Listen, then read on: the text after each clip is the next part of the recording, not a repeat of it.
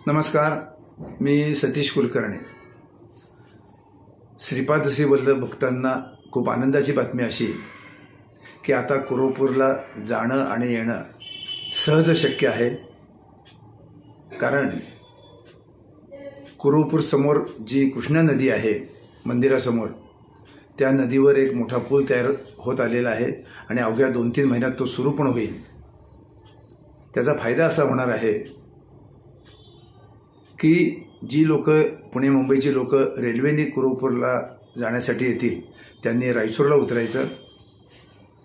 तिथं उतरल्यानंतर ट्रॅक्सनी जीप गाडीने तुम्हाला कुरोपूरच्या अलीकडे एक आतकूर नावाचं गाव आहे, तिथे एक चांगला लॉज बांधलेला आहे, तिथं रात्री मुक्काम करता येईल आणि सकाळी उठून तिथून अवघ्या साधारण 12-15 किलोमीटरवर कुरोपूर जे श्रीपाद श्री वल्लभांचं पीठ आहे, निर्गुण पीठ, तिथं आपल्याला जाता येईल। साधारण 20-25 मिनिटं लागतील।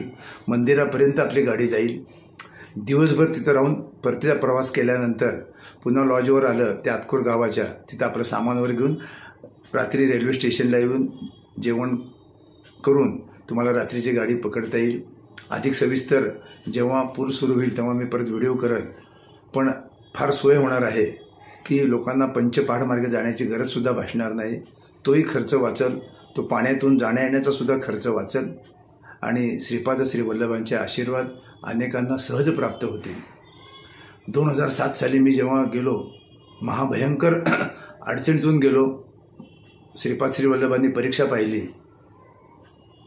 प्रचंड मोठा पाऊस, आतापर्यंत तसा पाऊस कुरोपूरला कधीसुद्धा झाला नाही। गुरुजी म्हटले तुम्ही आला आणि एवढा पाऊस जवळजवळ कंटिन्यू सतत 24 तास पाऊस होता। त्या पावसात आम्ही वेळ काढला, जाता येता चिखलातून प्रवास वाढला आणि त्यावेळी मी तिथं प्रार्थना केली की मी महाराज पुन्हा एकदा येणार। आणि त्याच्यानंतर मी आजपर्यंत 127 वेळा कुरोपूरला जाऊन आलो, परंतु कधीही पावसाचा उन्हाचा त्रास झाला नाही। त्या परीक्षेत मी पास झालो। पण तेव्हा जाणवलं की आपण येतोय जातोय, भविष्यात भरपूर येणार। प्रचार वाढला, लोक कुरोपूरला जाऊ लागले आणि तेव्हा मी दिल्लीला या पुलासंदर्भात मंत्री महोदयांकडे पत्रव्यवहार सुरू केला।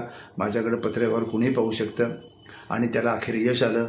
पुलाची रक्कम मंजूर झाली, पूल झाला आणि आता काही दिवसात त्याचं उद्घाटन होणार आहे। श्रीपाद श्री वल्लभ जे जे मागल ते ते देतात आणि या भक्तांसाठी जर ते सढळ हाताने कृपा आशीर्वाद देतात। पिठापूरला बऱ्याच सोयी झालेल्या आहेत, 2 रेल्वे थांबू लागल्या आहेत, अजून आता बरीच कामं आहेत। लिफ्टचं काम झालं की जे अजूनही 10 वर्ष झालं नसतं ते अवघ्या 100 दिवसामध्ये लिफ्टचं काम झालं। लवकर लिफ्ट पण सुरू होणार आहे। श्रीपाद श्री वल्लभांना वाटतं का आपण कलियुगाचे तारक आहोत, भक्तांनी ज्यांना मी बोलवलं त्यांनी पिठापूरला यावं, माझ्याकडे राहावं आणि माझे आशीर्वाद प्राप्त करून घ्यावेत। खरोखरच श्रीपाद श्री वल्लभ कृपाळू आहेत। ज्यांनी अनुभव घेतला ते धन्य आहेत आणि ज्यांना अनुभव यावा आणि धन्य व्हावं म्हणून हे छोटे छोटे व्हिडिओ करून मी पिठापूर आणि कुरोपूरचं महत्त्व सांगतो। पूल सुरू झाल्यानंतर गर्दी वाढणार, परंतु सकाळच्या काही 10% गैरसोय आहेत, त्याला तोंड द्यावं आणि 2 दिवस तिथं वास करावा। कारण ते राहण्यासारखं, रात्रीच्या वेळेस तिथं गुप्त रूपाने देव येतात असंही त्या ग्रंथामध्ये सांगितलेलं आहे। आपल्याला आपल्या सेवेचं फळ मिळावं, आपल्याला आनंद मिळावा, त्यामुळे पाण्यात येण्या जाण्याची भीती नाही, मगरीची भीती नाही, गाडी मंदिरापर्यंत जाईल आणि बाकी प्रवास कसा करायचा ते सुद्धा मी सांगतोय। तो नंतर व्हिडिओ करेल, कारण पुलाचं उद्घाटन झाल्याशिवाय ते सांगणं शक्य नाही। त्यावेळी तिथला अंदाज, ती परिस्थिती घेऊन मी व्हिडिओ करेल। परंतु तूर्त श्रीपाद श्री वल्लभांच्या कृपेने आणि आपल्यासारख्या लाखो भक्तांच्या कृपा आशीर्वादामुळे आणि शुभेच्छांमुळे तो पूल तयार होत आहे, याचा मला मनस्वी आनंद होत आहे। आणि मला जो आनंद झाला तो सुद्धा आनंद कोणत्याही रूपाने, विशेष म्हणजे श्रीपाद श्री वल्लभांच्या कृपा आशीर्वादाने आपल्या जीवनात घ्यावा, एवढं मी प्रार्थना करतो। नमस्कार।